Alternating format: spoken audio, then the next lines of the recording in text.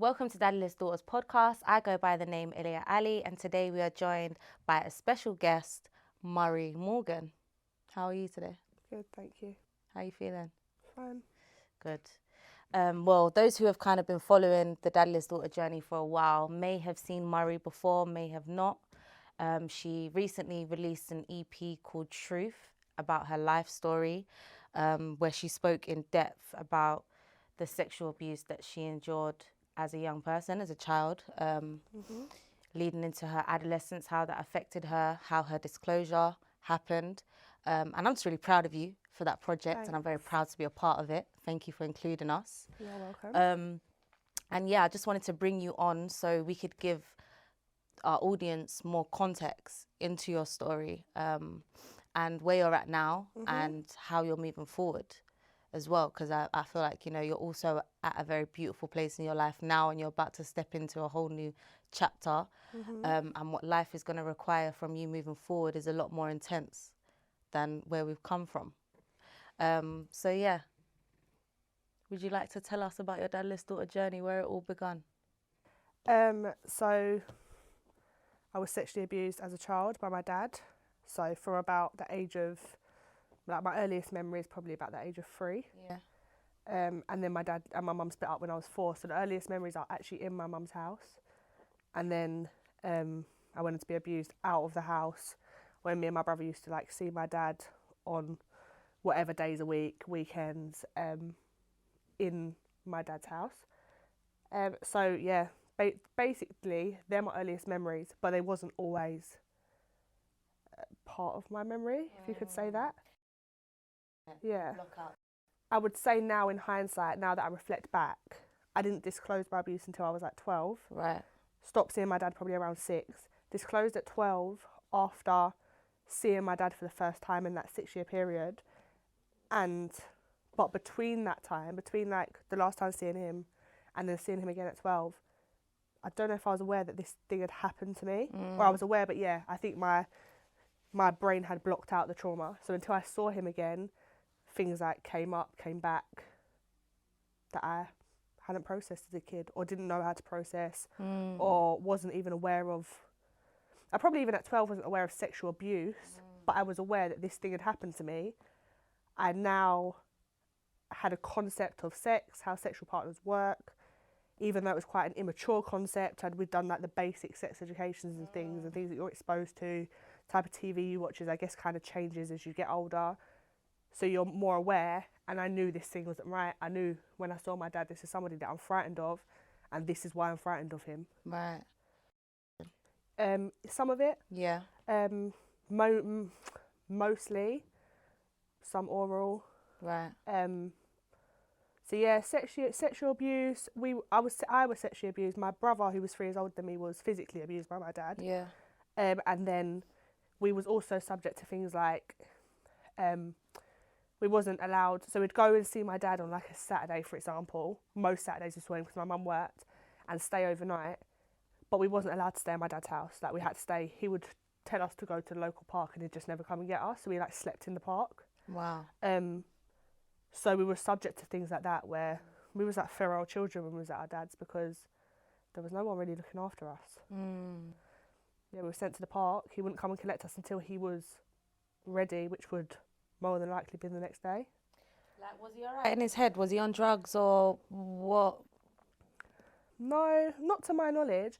Like, I remember the only drug that my dad took that I know is he smoked weed. Okay. And again, in an immature child's head, I didn't know what weed was. I remember driving in the car with my mum one day, probably about 8 or 9, and saying, "Oh, that smells like dad." And she then told me that it was weed. But even as a kid, like, that was normal, innit? Yeah. But then, I don't know if he was a drinker, and things like, my dad every Saturday would buy me and my brother a big bottle of Bacardi Breezer each and make us drink that, and then we'd be sent to the park. So from a very young age, we was drinking alcohol. Right. Unbeknown to us, we really liked pina colada. That was our favourite Bacardi Breezer flavour. Yeah.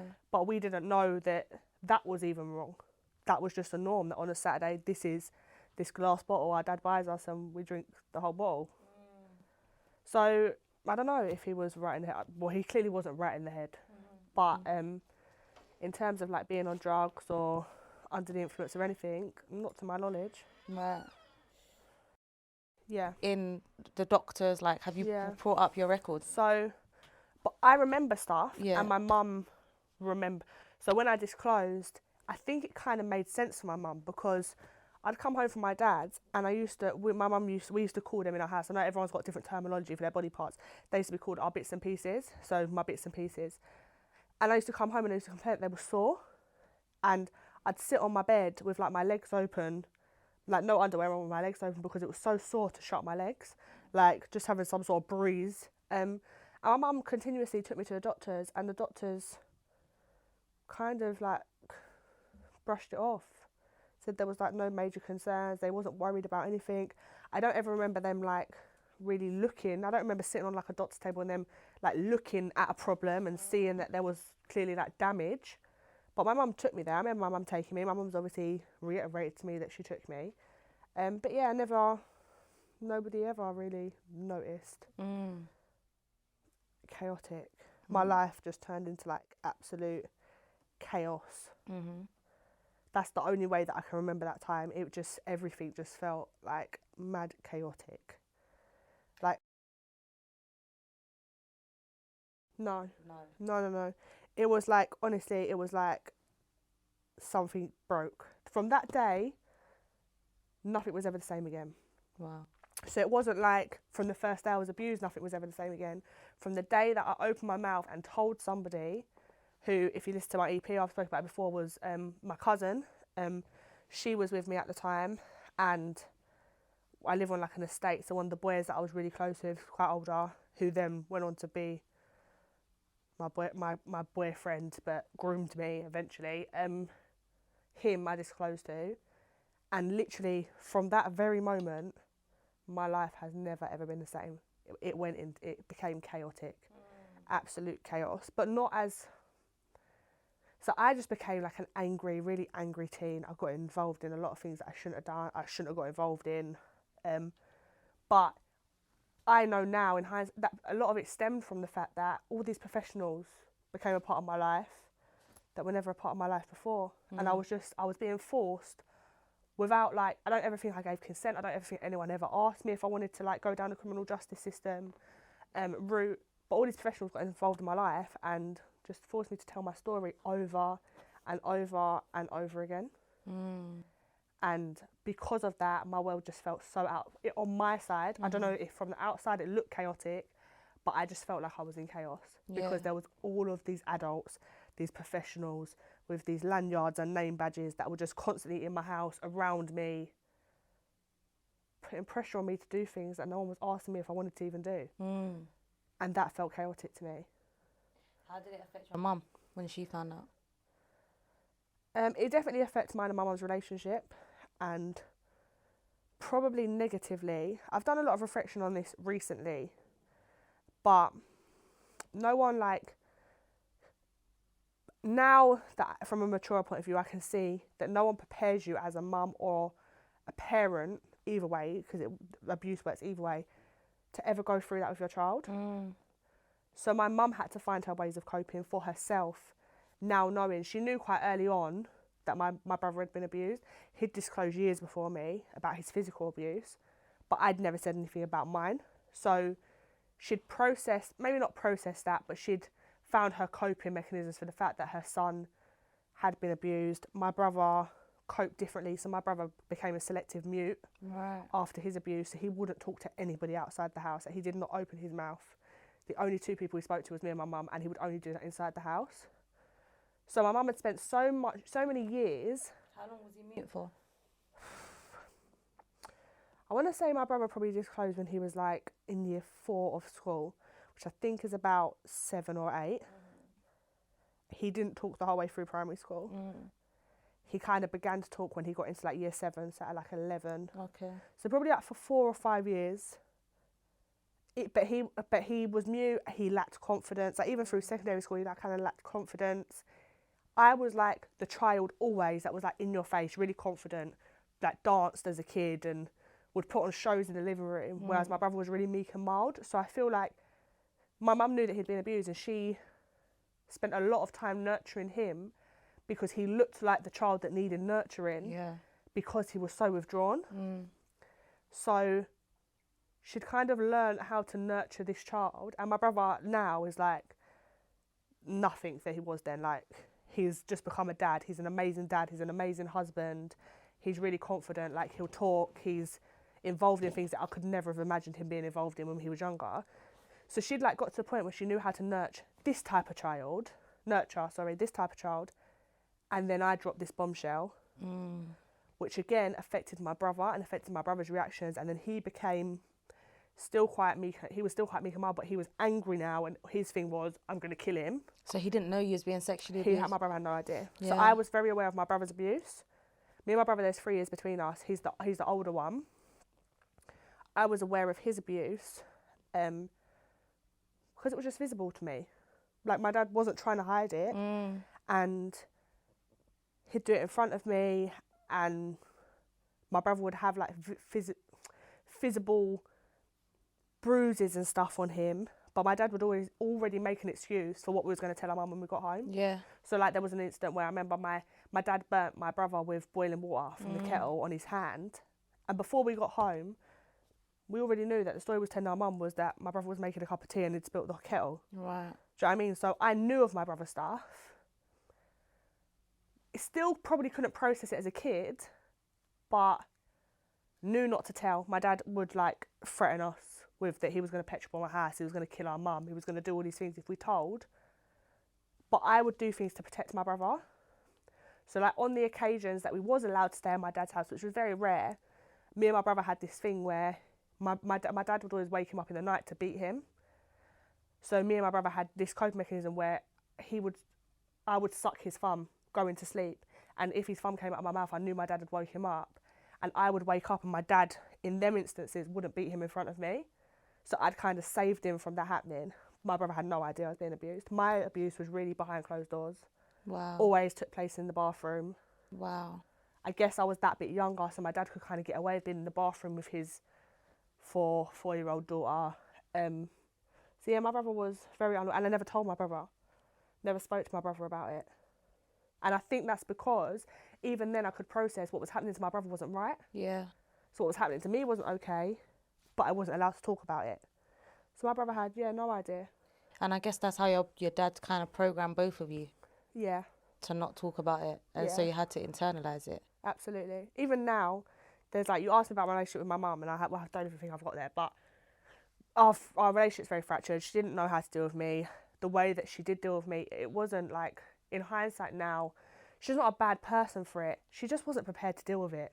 She didn't know how to deal with it. She believed me from the beginning. She did her best to support me. I was a very difficult child to support. I didn't want any affection. I didn't want anyone to ask me anything. I didn't want people to talk to me. And I didn't blame my mum, but my mum projected onto me that I blamed her. So everything bad I did, she would say quite often, like, you blame me for what happened to you, and that was never the case. But that would end in like explosive arguments because you just fully cannot understand what's going on with me. She couldn't understand it. Yeah. But now I can see, like, you actually wasn't meant to. How could you understand it? You're not someone that's been through it. And even if you had, your outcome still might be different from mine. Yeah. Which majority of the time they are. Yeah. All of our outcomes are different. So we can have a good relationship. We've got quite a fractured relationship.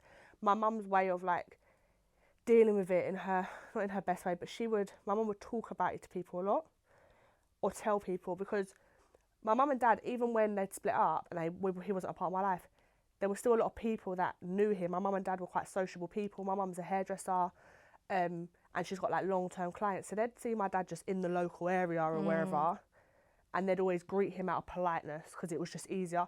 So she would tell people that he's done this to his daughter, so that if they saw him, the way they reacted to him would be as if they knew, to obviously make him feel away.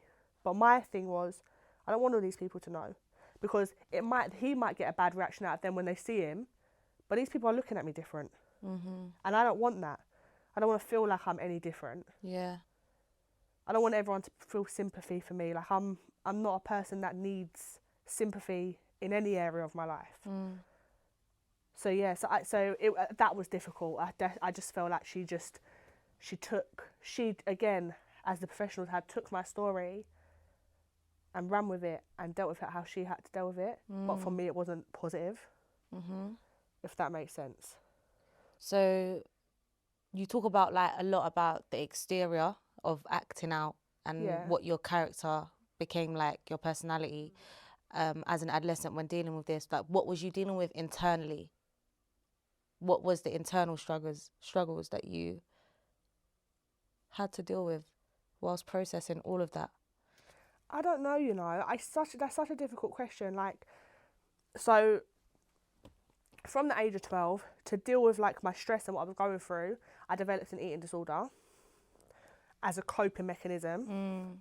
So like my eating disorder is diagnosed as bulimia, but isn't technically, if you research bulimia, isn't technically bulimia. Right. Bulimia is like binge eating and then making yourself sick. I don't binge eat, I'll eat normal and then make myself sick. Right. Or back then, like sometimes I'd limit my food. But it was like, for me, it was the only thing I had control of was my food, my eating.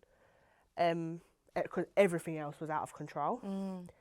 But in terms of like my headspace and where I was at, I don't remember anything. I just remember just being angry. Just angry with the world, with everyone. I was just angry. Did you become violent? No, I wouldn't say I was violent, but I was horrible to be around. I didn't care about people's feelings. I would say things. I'd be really spiteful. Like, my tongue was just so spiteful. I hated myself, I think, but I just hated the world. So I cannot remember specific feelings. I used to write a lot down, so I did have feelings. Like, there's loads of notebooks where I was writing stuff down, but I just hated everything, and I just wanted to die. A lot of the time, that is the one thing that sits with me is I just wanted to die. Did you try to commit suicide? Yeah, a few times. How old was you when you first tried? Probably about 12, 13. Yeah. How would you try? A few ways, took loads of tablets. I think it was probably the first way. I tried that 2 or 3 times. I took packets and packets of tablets, and then was really disappointed when I woke up in the morning. Like, really disappointed. Like, what am I even still doing here? Yeah. I used to self-harm. So I'd cut myself. And I'd always try and go deeper and deeper and like maybe get a vein that would make me bleed out.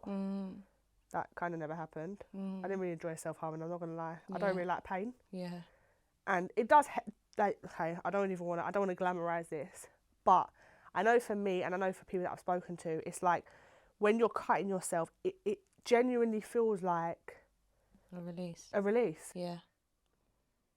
I can understand that, because even when I was in prison and I used to see the girls self-harm or whatever, it gave me a total different perspective of self-harming, because some of us would like self-harm on our skin and it's visible for people to see those scars. Do you get what I'm saying? Yeah. But then some of us are self-harming in other ways where we're addicted to drugs. Do you get what I'm saying? Absolutely. Having sex a lot. We're going out, we're distracting ourselves with all these other activities that are a form of self-harm. Yeah. But it's just not going to permanently be on your skin. Yeah. And I think I did all of that as well. I started smoking weed quite young, and I was like, I smoked a lot of weed, which a lot of 12-year-olds, 13-year-olds wouldn't have access to.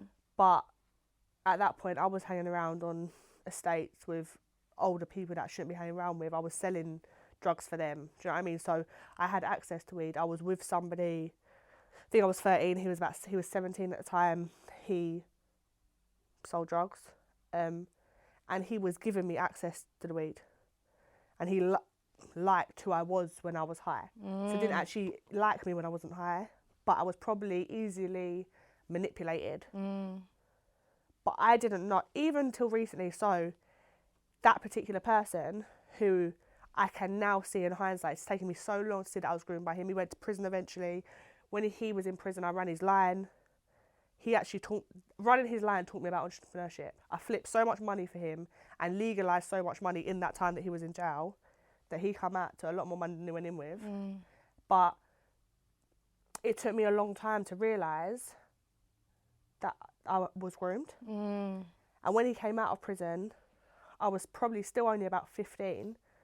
We spoke for a little while after. As far as I was concerned, he was my boyfriend, he was my best friend. He moved out of London, we stopped speaking.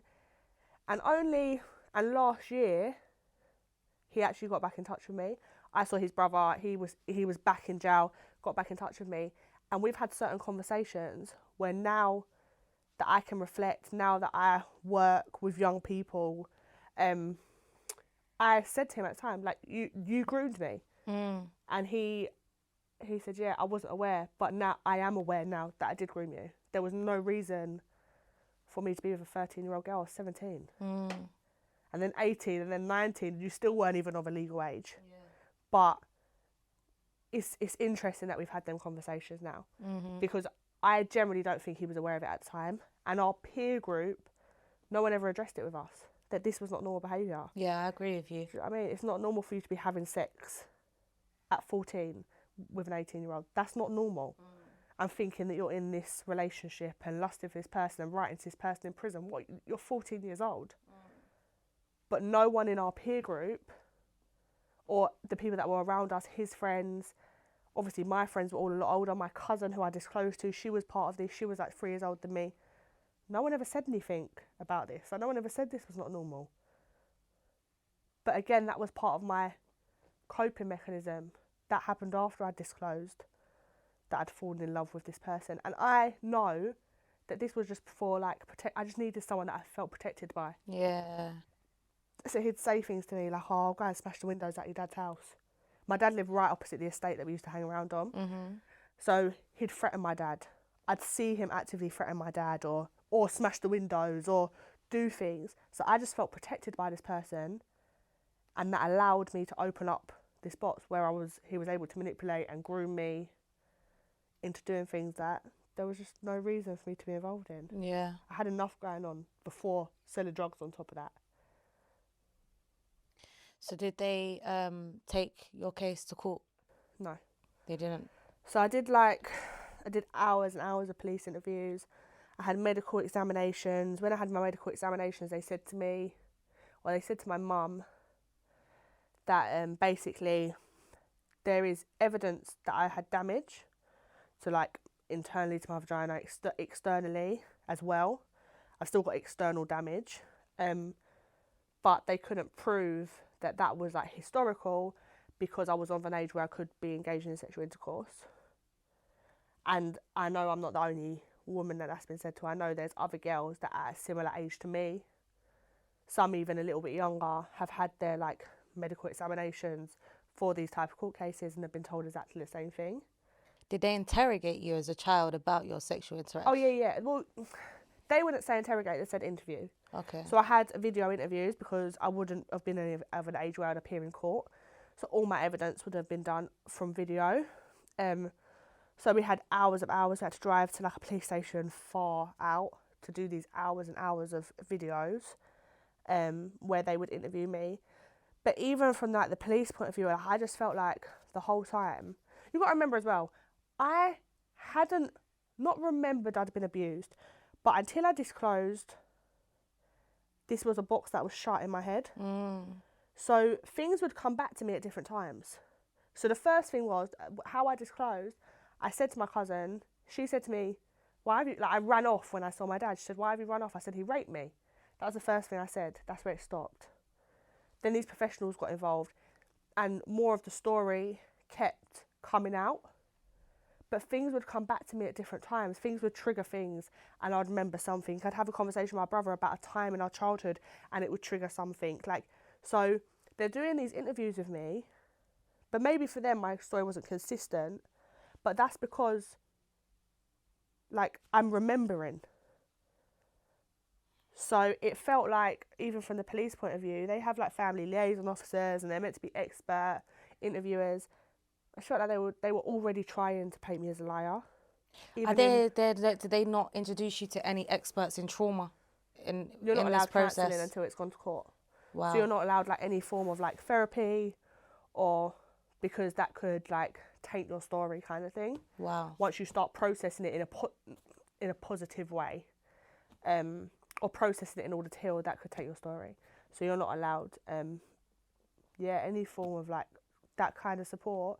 It is just, I just remember being like a 12-year-old girl sat in my school uniform in this room kind of like this with soft chairs with a woman opposite me and 2 cameras, and there's like a window that you can't see through, but there's a police officer in there that's doing like all the, I guess, like the mics and stuff or whatever, the sound. And she was asking me things, and she was and I know her point was that she needed the most evidence in order to take it to court, but the way in which I was being interviewed was like I was being like questioned by his defence almost. Like, it didn't feel like they were on my side at all. And then, and also at the time, my dad lived like 3 roads away from us. So after I did my interviews, they basically said to my mum one day, I had to walk past his house to get to school, and they said to my mum one day, okay, we're going to arrest him today. It's probably best you make her go to school later, because we're going to be arresting her at the time that the school is due to start. So she will be witness to it if she's walking past, kind of thing. We'll let you know when he's released. He will be released before the school ends. School is like 6 hours. Like, I don't understand how this man could be in a police station. You've interviewed me for 150 hours. Wow. And you're letting us know that he'll be released. He's getting arrested at 8:30 and he'll be released by the end of my school day. We'll let you know when he's released. They didn't let us know when he was released. So on my way back from school, I walked past him. Wow. There was loads of things like that. I just feel like the system failed me. And then our solicitor was from the CPS, I think. And she just phoned my mum one day and said, we've been deliberating for hours and we've kind of gone back and forth and there's not enough evidence to take it to court. And then that was it. The police, disappeared. On multiple occasions, he had bowel conditions. Multiple occasions, he broke his bowel conditions. And my cousin was obviously my main witness because she's the first person I was close to. He wasn't meant to speak to her. He'd have conversations with her. He'd threaten me through her. There were certain places he wasn't meant to frequent because they were local to me too. He broke his bowel conditions. We'd phone the police. We'd let the police know. They weren't really interested. This is before it got dropped. And then, just the nice way to put it is like a sack of shit. It just got dropped like this, and then that was it. Do you still get offered therapy after that? Not by them. It's like now for you to seek your own therapy. Wow. So did you go for therapy after? Yeah. So you have social workers and stuff in that time as well. Social services failed me. And I've had a social worker since my mum fosters now. And the person that interviewed my mum for the fostering said they have to look at your children's files if social services been involved. She looked at my file and said to my mum, she's got a case there because she was majorly failed by social services. No one stepped in to support your child when they should have. So they never referred me. I think in the end, it might have been the doctors that referred me to CAMS. It might have been. It was either the doctors or the youth club that I used to attend. Somebody in that referred me to CAMS. But no one asked me if I wanted counselling. Yeah. Do you think you would have said yes, though? No. You would have said no? No. Because even as an adult, if you are not ready for counselling, it's not going to work. There's no point in going. It doesn't work. Yeah, it don't work. You have to be ready for it. I don't even like the word counselling. I like therapy better. But carry on. But I didn't have a therapist. I had a counsellor. That was her title. She was a counsellor. I was there for counselling. I was there for, do you know what I mean? Then, I didn't even know what therapy was. But how do you counsel those type of issues? Well, I don't get it. This is my point. So, I went to CAMS, which I didn't want to be at. No one asked me if I wanted to be at. Again, that was my mum's. My mum had probably asked for this referral because she thought that was the best thing to do, which is absolutely fine. It's not her fault. Mm-hmm. No one asked me. I went. There was this white woman with grey hair and glasses. She used to wear purple socks and a purple shirt all the time. Didn't look like me. Didn't represent me. Looked like she didn't know nothing about where I come from, who I am.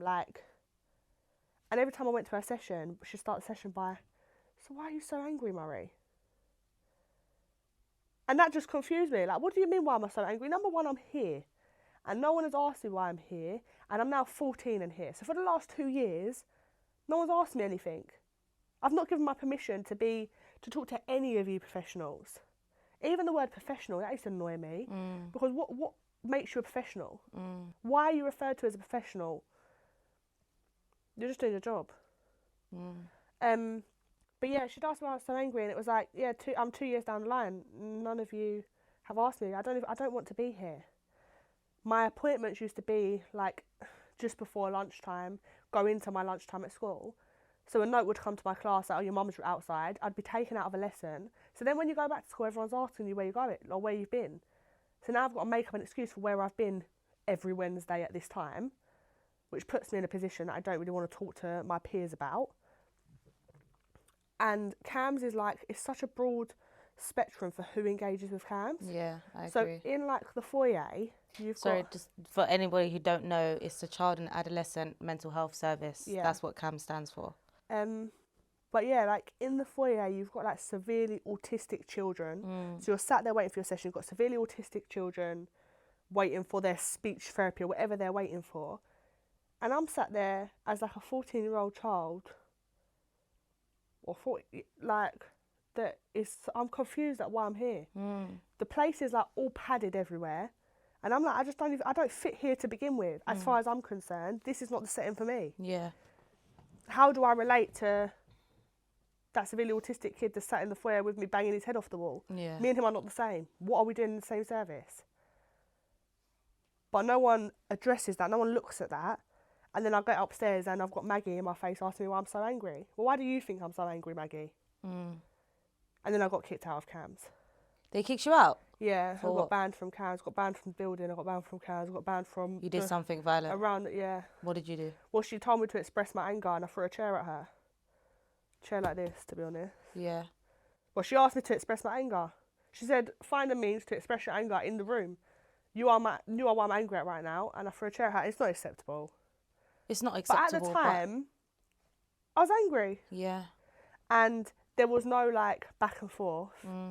It was like, this child cannot come back here ever again. And they put some CAMHS injunction on me. I feel like, I advocate a lot. You're part of the work. You've been a part of the work that we've done for a long time now. And as you know, like, I advocate a lot for, these professionals to learn trauma-informed practice, use therapeutic approaches. I feel like that could be a solution for them and the part that they play in a lot of our stories. But I think the more girls and young women that I talk to, and even older women that I talk to, sometimes I feel like there is no solutions to managing the type of pain that we have to walk with. Like, no, but then I also feel like these people don't represent us. Right. Like, Maggie was not representative of me. Yeah. So why would I want to open up to you? You don't talk like someone that comes from where I come from. There is nothing in you that I relate to. And maybe that's a problem in our communities, where we need to be going and seeking out these degrees for ourselves, and we need to be taking these roles so that we do have representation in these workforces. Yeah. Because a lot of the professionals that I came across didn't represent me. So why would I want to talk to you? And not even didn't represent me in a way of you being sexually abused. That wasn't important. But you can't even come to my level. You don't have to communicate like a 12-year-old child. That's not what I'm saying. But you do not speak like me. You do not look like me. You are not dressed like somebody that comes from where I come from. I don't see anything about my community in you. I know you go back to your posh house in the suburbs and don't care about me. So why would I want to talk to you? And then you're telling me I have to talk to you. Well, bring me somebody that is representative of me, and maybe I will talk to them. Maybe I would have. Because I did. The people that I did speak to in my life were like my youth workers. I was lucky enough, it's not there anymore, but I was lucky enough to go to the youth clubs, like access Lewisham Youth Service, go to the youth clubs. The man that I actually call dad now was my youth worker growing up. Well, yeah. And he was the most positive male role model I had in my life. And I kind of adopted him as my dad because he taught me so much that I feel like a dad would have taught you anyway, but he could recognise that I was going through this trauma, and I felt like he was the only person at the time that could take me out of it or cared about taking me out of it. We'd go on residential trips and to the middle of nowhere, and that was escapism for me, and he would make sure that my name was first on the list for every residential trip because he knew that was my escapism. So they were the people that I was talking to. I was lucky But then enough. even the way the system treats these type of professionals, Yeah. they tell them you're breaking boundaries. Yeah, it's different now. You're grooming young Yeah. people. You're doing X, Y, and Z. I had a man who used to work in my children's home. I had a very similar relationship to him. Who's the only one person I used to open up to and talk to. 6 months down the line, they're accusing him of grooming me. Next day, he's sacked forever. He can't come back to his work. And that teaches us as young people, especially young girls that are in care, what's the point? These people just come and go, and the system doesn't understand the nature of our needs once we've been abused. And that was what it was. It was like, then he could have that relationship to me and it was a little bit more relaxed. Yeah. Now, I know as someone that works in this system, and like we've both worked in like children's home settings, once that child moves out, they can't talk to you. So you might have a great bond with that child. You've done a lot of work with them. You've got them to a place where we've got a mutual understanding, but we're actually doing the healing work now. They've now had to move on because they've got to a certain age or whatever.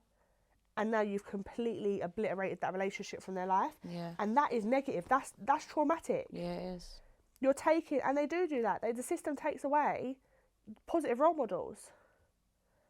And I get that we have to keep our young people safe, but you're not keeping us safe.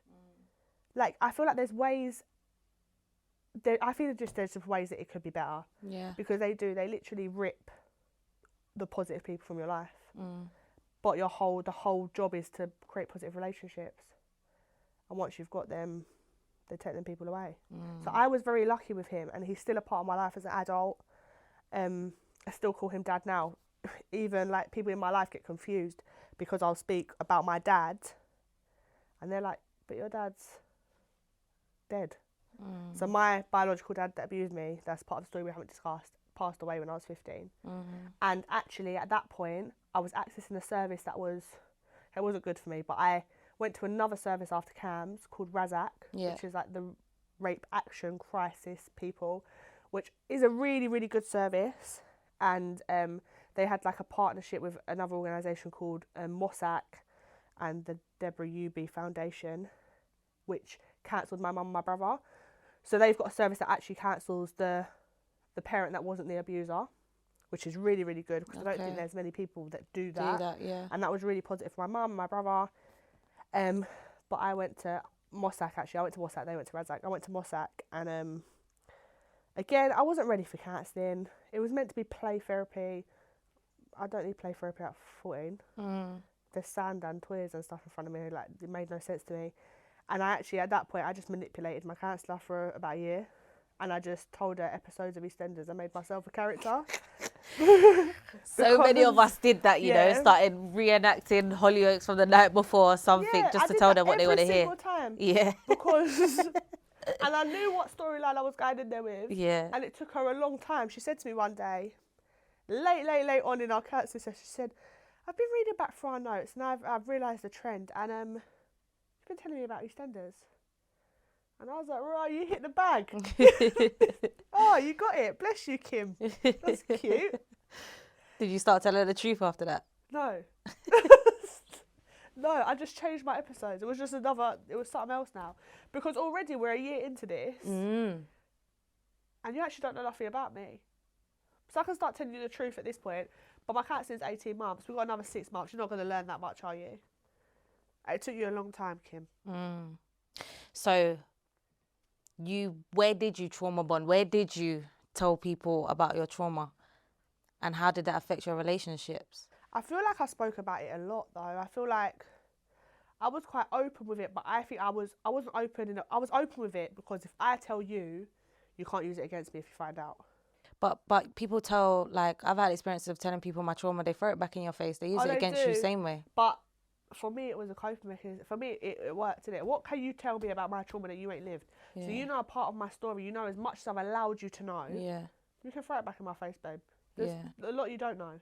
The raw bits you don't know. Yeah. So I've given you the bits that I'm okay to have thrown in my face. That's one thing I wanted to talk about as well, because when I put out on my social media, when I put out snippets of your EP and stuff, a lot of the feedback that I was getting was like, this is hard to listen to, this is hard, and it was starting to really trigger me, because I was thinking like, if it's so hard for people to even just listen to these type of stories, how do we ever get to a place of providing solutions for these type of problems? Because we're not the first, we're not the last. We just represent thousands of girls that we know are out here, but they get sectioned, or they end up in prison, or they become addicts. Well, they just don't talk. They just don't talk.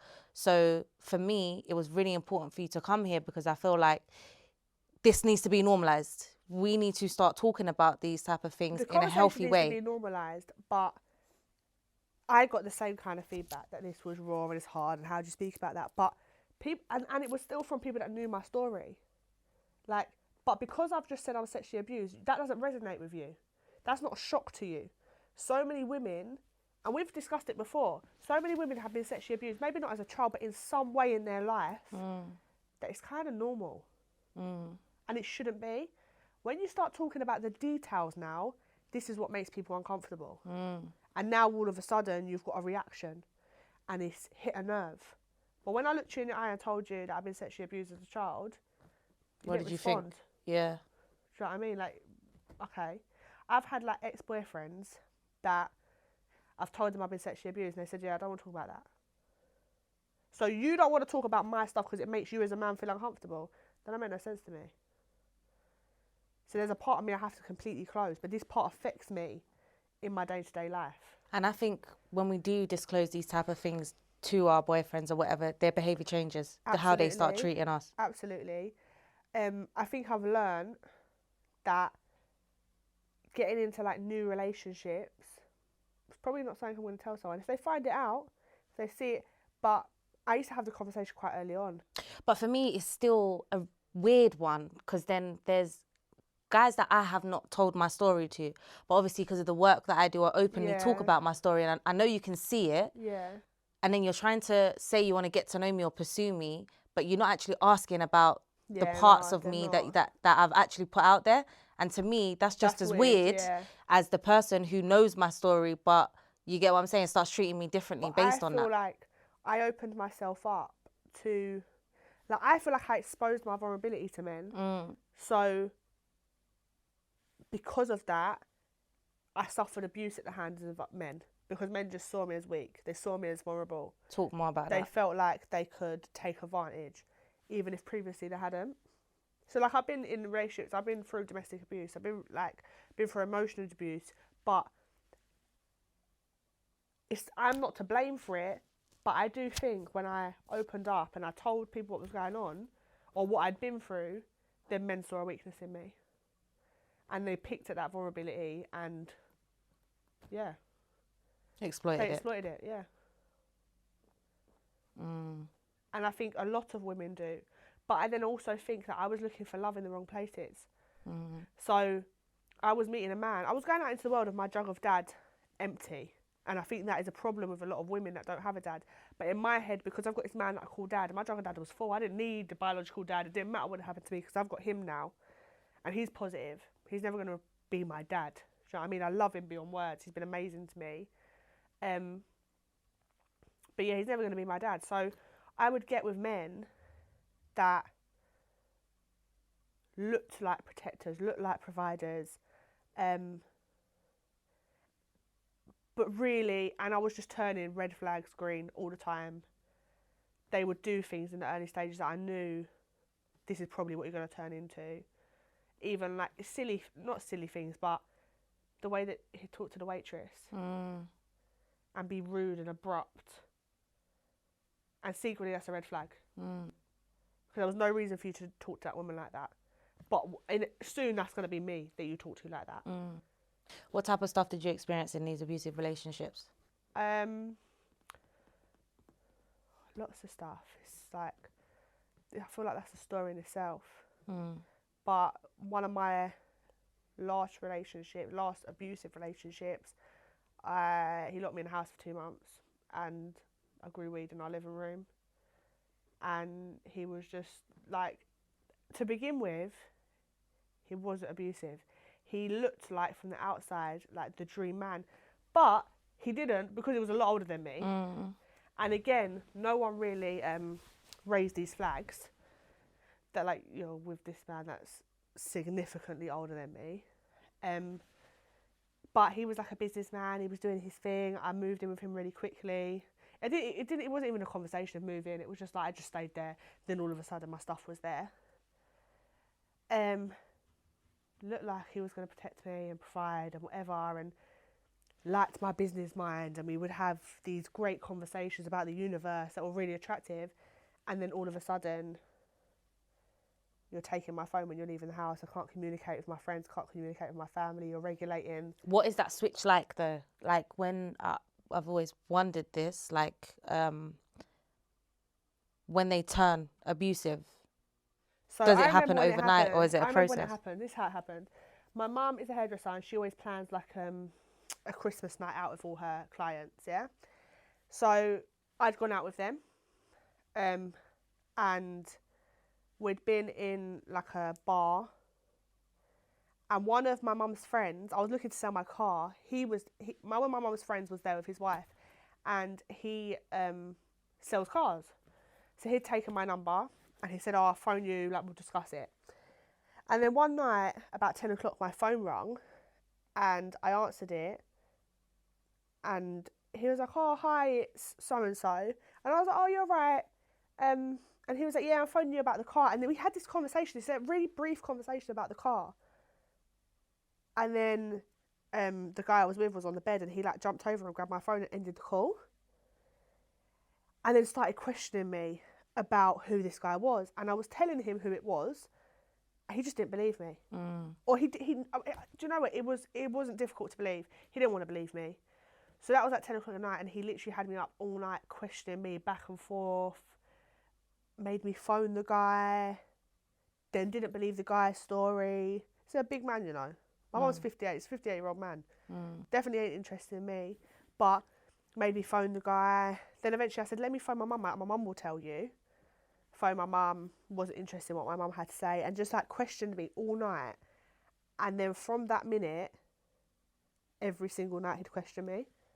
So it was like the first abuse was just like sleep deprivation. I just couldn't sleep because he'd be questioning me all night long. Wow. And then I'd have to go to work the next day and function. And then I'd come back and he'd be questioning me all night long. And then it turned into like physical abuse. It turned to like he was restricting my access of my phone. He'd take my phone to work with him. Then it became I wasn't allowed to leave the house. He was phoning in sick for me. All the time, but then he was leaving with my phone and stuff, and just locking me in the house. We was going in the living room. That was my job. So what was the like epiphany moment where you was like, "Yeah, this is not." Do you know what? It enough is wasn't. enough? I knew I didn't want to be in it. It wasn't even an epiphany moment. The joke is that I own a charity as well. So I've got a charity that specialises in youth violence, and there was this big conference coming up. And I told him that I wanted to go, and he said, "Okay, I'll come with you." So we went to it, and we went to the conference. We was there for hours. We came out, and the minute our foot touched the pavement, he said to me, "I watched you look at that guy the whole conference." And I was like, "What guy?" And he was like, the light-skinned guy. I couldn't tell you what light-skinned guy he was talking about. And from the outside this conference to the car, he just like erupted. We got in the car, he's hitting the dashboard, he's vexed that I've been looking at this guy this whole conference. We've got home and he just went mad and he said to me, "Get out." And I packed up all my stuff. I remember him pushing me against the wall and me just being like, "Yeah, whatever." And I packed up all my stuff and I started taking it down to my car. Like I was packing it up quick. And he started helping me put it in my car, but in his head I don't think he thought that I was like leaving and going. And I took my stuff and I went back to my mum's house. He didn't contact me for about 2 days. And then he contacted me. And we met up and he was like, "You can come home now." And I was like, "Yeah, I'm not coming home." Like, that's not my home. So it was actually him that did it. So when you look back on all the relationships that you've been in that have been of that context or abusive, do you feel like you've had a lucky escape? Oh, absolutely. Yeah. Absolutely. And I am able to identify that they're abusive, but sometimes you're just not able to get yourself out of them. Why? it's so, I don't know, it's just difficult. Like, you all know this, they won't know this, but I've got an ex that, my most recent ex, and like, he was more emotionally abusive. So he'd do things like block me and then unblock me. I'd go to his house, he'd shout and scream. He'd like, his behaviour just didn't make sense. He's just off key. But we eventually split up. That's nearly 2 years ago. To this day, I still hear from him. To this day, he still changes his number to get in touch with me. But is it them or is it us? Like, is it that we don't know our worth and we're, because of the way we grew, the abuse, and is it us that, because we talk to a lot of people about these type of stuff as well, and people say they can smell it on us, they can smell the vulnerability. So these predators attract themselves to us, and absolutely. I'm just more curious to know, is it us or is it them? So, some of the reasons I haven't got out before is because I've not wanted to bring drama to my mum's house. So I've not wanted to make my family aware of it. So I've not left because I know you don't care about boundaries. So you will come and knock on my mum's door and you'll cause commotion outside my mum's house. And I want to prevent that so it's easier to stay with you. But I think they can smell it on us. And I think we're attracted to the men that can smell it on us. To be honest, we go for them men. But we know, and we turn red flags green, and we've been doing that our whole life. And we spoke about earlier, like, we don't have, like, people are able to detect danger. I don't think we're able to detect danger. We've been exposed to it from such a young age. All we've known is danger. All we've known is coping mechanisms. All we've known is block it out. So as much as we can sit here and we can talk and we can have an articulate conversation about this, deep-rooted, there's things that don't work inside of us that when you're born onto this earth, you're given for you to navigate situations. Trust me. Your gut instinct is given to you, and they say believe your gut. My gut waits a long time before it starts telling me stuff. Yeah. Well, we're just programmed not to be that connected to it, I think, from a young age. Or I know there's a lot of women around me, like, we think we're strong so we can maneuver in this situation until we work out that that's not strength, that's stupidity. So we stay in these situations believing that this is strength, and it's not strength. You're not being strong by being with a man that's beating you. But I think as well, the connection of that strength, you said something to me the other day about when we was talking about how being emotionally connected to our stories, how we can tell our stories in not such an emotional way. And then you said, like, that there's a lot of things that happen to me that I haven't even spoke about yet. And you asked me, is it the same for me? And I think, is that also connected to our endurance or our relationship with our managing pain, that when we do function in our relationships, we think there's so much more that nobody even knows about the things that I've been through. This is nothing. Or like these people, these things are nothing. I think a lot of it is that in comparison, again, in that same conversation, we're talking about, we spoke about measuring pain. And how you can't measure it. So this is my story, and someone might look at my story and be like, oh my God, I don't know how you have gotten through this and you're surviving. But your trauma might be that you lost your nan when you was young, and she was your rock in your family. And your pain threshold is just lower than mine, and that has completely switched something off in you. And you can't measure them too. Trauma is trauma. There is no scale for trauma. We can hear people's stories, and in ourselves we can start measuring and saying, yeah, but you've been through worse. My brothers, I've got 2 brothers, both of them were physically abused by my dad. And both my brothers will say to me, yeah, but what you went through was worse. But you can't, like, there is no measurement for that. And your brain doesn't rationalise it either. And my oldest brother, hopefully you won't mind me saying this, but my oldest brother, how he has dealt with his trauma is completely different to me and my middle brother. And again, like I said, my middle brother's not dealt with it the same, but you can see the trauma in my oldest brother. You can see he's not dealt with that trauma. You can see he's still looking for something. He's still trying to find his identity through all this stuff that he's been through in his life. Whereas me and my brother seem a lot more together and can talk about these things. And yet, because there just is no measurement on how it affects people. And I think just because it appears like we can talk about things when we're together, I think it's important to highlight there is another side of that coin that, like I said before, that we spoke about previously, that people don't know about. There's a lot of other things that we don't speak on, and it haunts us. There's a lot of other things that we have to deal with, that just because we can talk about things in an articulate way doesn't mean somebody's not going home tonight and crying. Yeah, absolutely. And as well, I think for me and other people that have been through different forms of abuse at the hands of one parent, there's a lot we don't talk about because we know our other parent can't take it. So we can't have them conversations because we are carrying the weight of the world on our shoulders, because if we told you everything we've been through, it would break you. So it's best we just keep it and internalise it. And a lot of us do that. A lot of us don't talk about our whole stories in order to save the parent that was there, the positive parent. Yeah, or the parent who didn't know no better. Or the parent that didn't know better, or just was unaware that these things were happening. Like, we just carry it. Me and my brother just came to like a verbal agreement one day that we just wasn't going to tell my mum everything. And to this day, we haven't told her everything. And my mum, she'd sit down and she'd ask us questions, and we'd kind of just look at each other because we know we can't answer this one because this one will break her. There's stuff that only recently my mum's kind of learnt, and it's not even the bad stuff. My mum's learnt things through my EP. Yeah. My mum's learnt things from, obviously I was on season 1 of the podcast, and she listened to that. But I didn't send her that podcast. Someone heard me on it and sent it to her, and I didn't know she'd listened to it. But there was stuff on there that I've never spoken to my mum about. Can I ask, is your mum a daddyless daughter? No. But my granddad is like just emotionally disconnected. I don't think he had a great childhood. So like my mum's mum died when she was about 25, and apparently she was like really positive and like everyone loved my nan.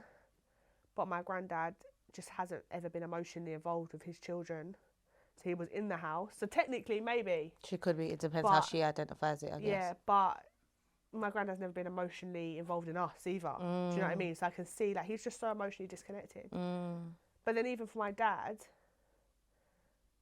this is not an excuse for my dad's behaviour, but my dad, it was a generational curse. Do you know what I mean? My nan was a prostitute. My dad at 12, a prostitute was sent in his bedroom to rape him in order for him to lose his virginity, and he went on to abuse his kids. My nan's mum was a prostitute. That's as far back as I know. I don't know anything after that. So my dad was sexually abused. My nan was a prostitute. My great nan was a prostitute. I was sexually abused. And that's the theme of this whole season, is dirty water, is the fact that, you know, our parents were born in dirty water, so they couldn't figure out how to clean it, and therefore we had to, you know, wash ourselves with that same dirty water. So where are you at today? Because the next chapter in your life where am I at today? I'm about to be a mum. So I'm 6 months pregnant at the moment. To a beautiful girl. To a girl child, which, I don't know, you say beautiful girl. I really wanted a boy, but I wanted a boy because I just thought it would be easier. Traumatised. Yeah. That's why. Having a girl is very, very scary. Even when they said on the scan, like, she's a girl, I was like, fuck. Wow, this is... Did that bring up things for you that you thought you had healed but haven't healed? Yeah. Oh, this process... No one can... I don't think even if you haven't been through trauma, anyone can prepare you for this process of pregnancy. I definitely wasn't planning to get pregnant and wasn't prepared. And has brought up so much that I just didn't even know was a problem. Like, there's so many things, but the main issue probably... Pregnancy is really difficult. I didn't know how difficult it was. I didn't know how difficult, like, in terms of your mental health, the strain that it takes on your mental health, on how you see yourself, like, physically. Like, obviously, like I've said, I have an eating disorder, so just being bulimic and pregnant is hard. It's hard to differentiate between I'm not fat, I'm actually growing a baby, and like putting on weight with that has been so difficult. This has probably been the hardest time in my life so 13 was probably the hardest time in my life, and then this is probably the second hardest time in my whole life. In terms of my mental health, it's so difficult. But just like having a girl child, it might have been the same with a boy child, it might have been slightly different, but I'm already scared to just leave her with anyone. Like, how you don't know people. Do you know what I mean? My mum thought she knew my dad. She never expected this to happen. So how now, as someone that's been through abuse, do I pick up and leave my child with somebody?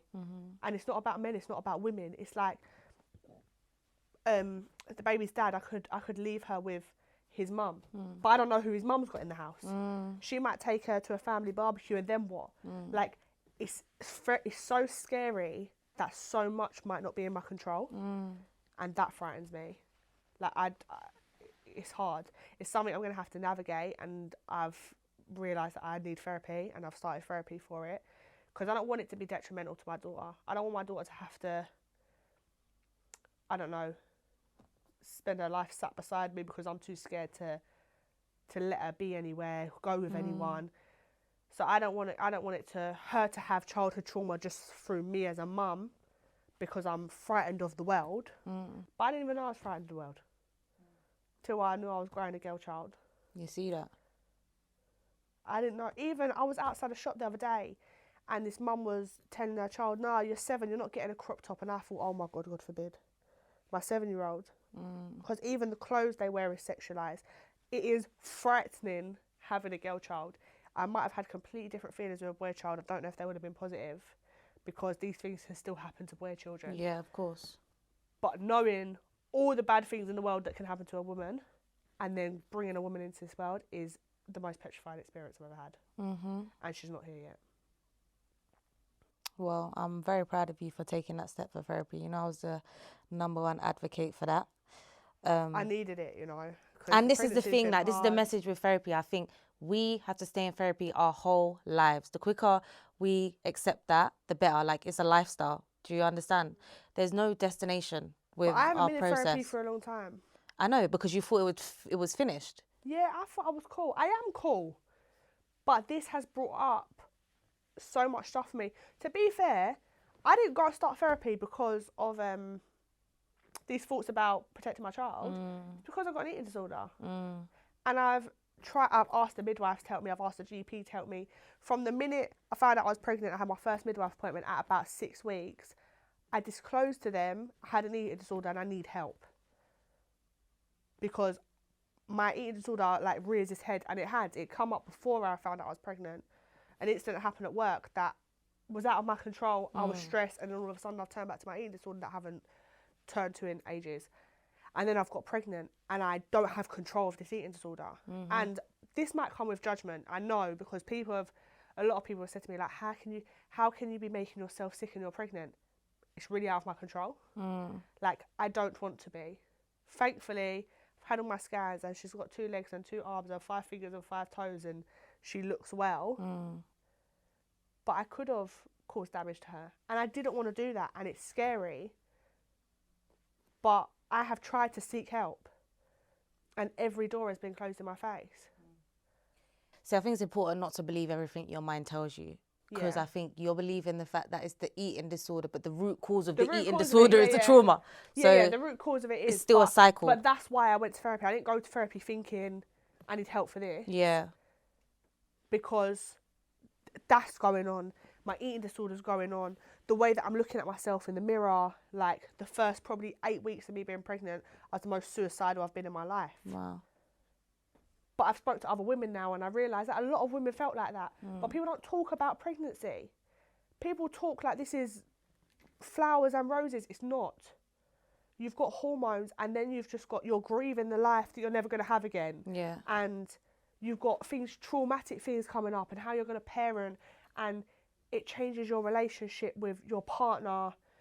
There's so much that goes on that women don't talk about. And I think in my pregnancy as well, that's made me really angry. I'm fed up of women dressing up these processes. This is not nice. Some people might really enjoy pregnancy. I'm sure you still have down days, babe, that you didn't mention to no one. And maybe if you had of, women wouldn't feel like they can't talk. Yeah.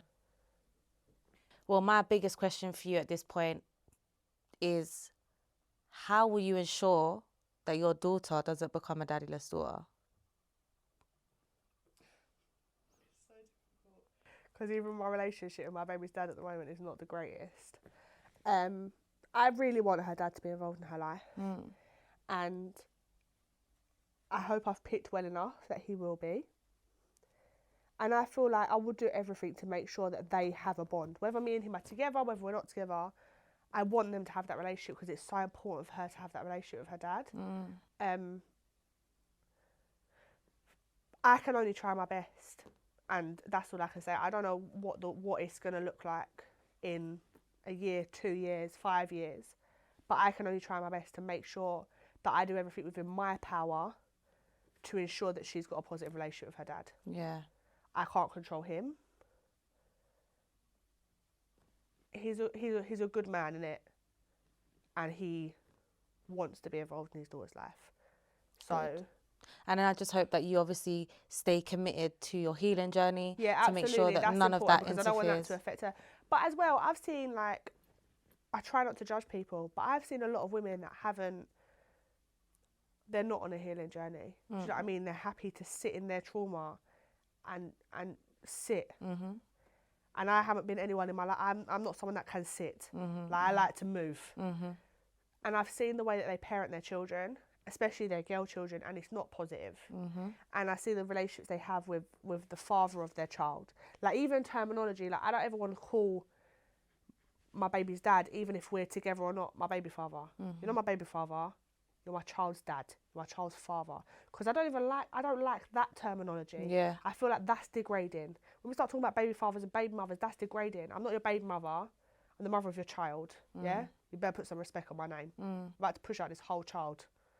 So even the terminology I use about my child, but there's a lot of people that expose their children to what's going on with the other parent or have negative relationships, and I feel like I've seen that so much that I hope that that's not the person that I become. Yeah. I don't want to become that person. Yeah, I'll be there to remind you if you will. Yeah, and like that, like Yeah. I've got both women, and I've got a healthy relationship of male friends and female friends, and they are people that hold me accountable. I don't have yes people around me, and I don't do that on purpose because I need people that hold me accountable.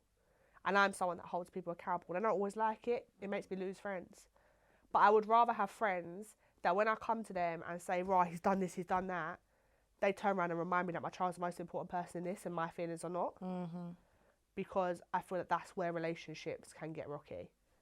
When the people around you are condoning your behaviour. And it's not always acceptable. And I guess I think we do that a lot as women. That's how we're contributing to this cycle of daddyless daughters. You know, we become mothers and then we don't even know how to function in a healthy relationship, and then we break down that relationship, and then we also assist the man to break down the relationship with his daughter. Yeah. So we have to be honest and transparent about that risk as daddyless daughters, because the dice can roll either way. Absolutely. And before you know it, we're not aware of it. Yeah. That we are tripping in that sense. So I just want to say I'm really proud of you, and I really appreciate you for coming here and discussing like that internal journey and the news moving forward and what that looks like for you. Yeah, it's going to be interesting. I hope it benefits a lot of young mums. In a year's time. I think the one thing to take away, aside from my story, is that women just need to be honest about pregnancy and about the process of pregnancy, because it's not easy. It's not, the emotional stuff that you go through is not easy, but it's normal. And we need to normalise it. We do. Especially as women that have suffered trauma.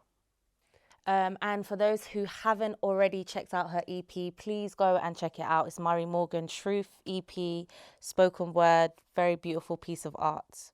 So yes, I recommend that everybody goes to listen. And we need to normalise these type of conversations. Yeah, absolutely. All right, girl. Thank you very much for coming on.